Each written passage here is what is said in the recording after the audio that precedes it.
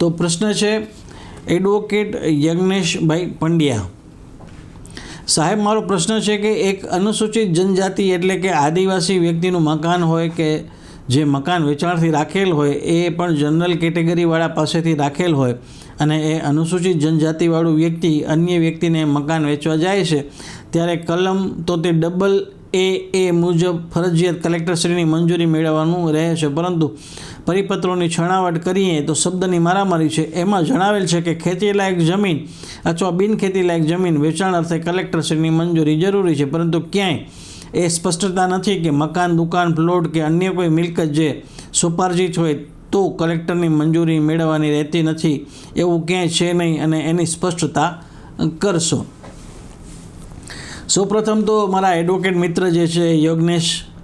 પંડ્યાજી, તમે તમારો પ્રશ્ન છે એ કાયદાની વાતોના મંચ ઉપર મૂક્યો એ બદલ તમારો ખૂબ ખૂબ આભાર. અને આ કાયદાના વાતોના મંચ ઉપર હું તમામ આપણા વકીલ મિત્રો જે છે, જે જુનિયર વકીલો છે, એમને પણ મારો નમ્ર નિવેદન છે કે તમને કોઈ પણ પ્રકારનો પ્રશ્ન હોય, કાનૂની કંઈ પણ ગૂંચવણ હોય અથવા તો તમે જે કેસ લડી રહ્યા છો એમાં કંઈ તમને કંઈ અટકતું હોય, તમને કોઈ માર્ગદર્શનની જરૂર હોય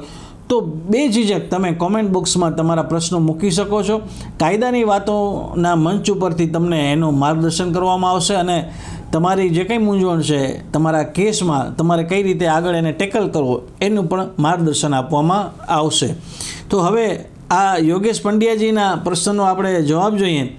તો સૌપ્રથમ તો યોગેશ પંડ્યાજી, તમારો પ્રશ્ન છે ખૂબ જ સારો અને ટેકનિકલ પ્રશ્ન છે. મૂળ કાયદાકીય સ્થિતિ જોઈએ તો section 73A Gujarat land revenue code આ કલમ મુખ્યત્વે લાગુ પડે છે અનુસૂચિત જનજાતિની જમીનના ટ્રાન્સફર ઉપર. એટલે એગ્રીકલ્ચરલ લેન્ડ અથવા લેન્ડના ટ્રાન્સફર માટે કલેક્ટરની મંજૂરી છે એ ફરજિયાત રાખવામાં આવી છે. મુખ્ય મુદ્દો તમારો જે પ્રશ્ન છે કે મકાન, પ્લોટ, દુકાન ઉપર 73A લાગુ પડે કે નહીં, તો ઇન્ટરપ્રિટેશન પ્રમાણે જે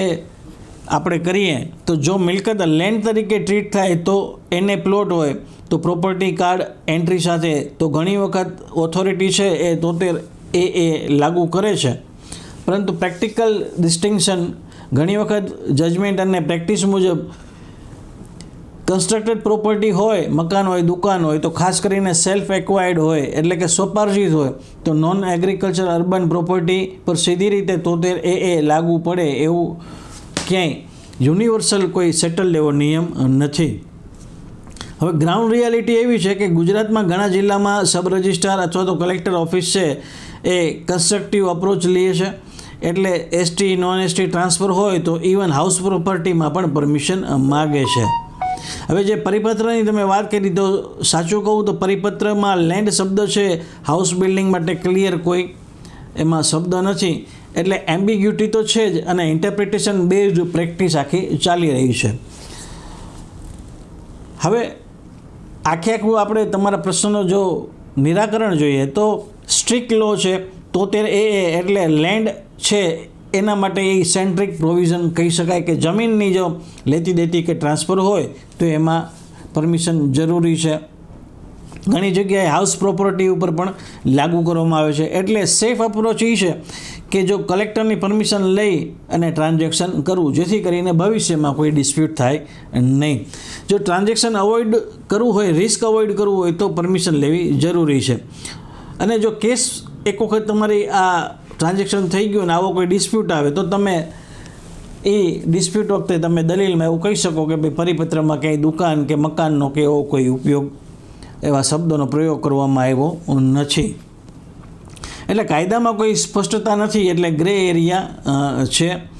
જેને કહી શકાય કે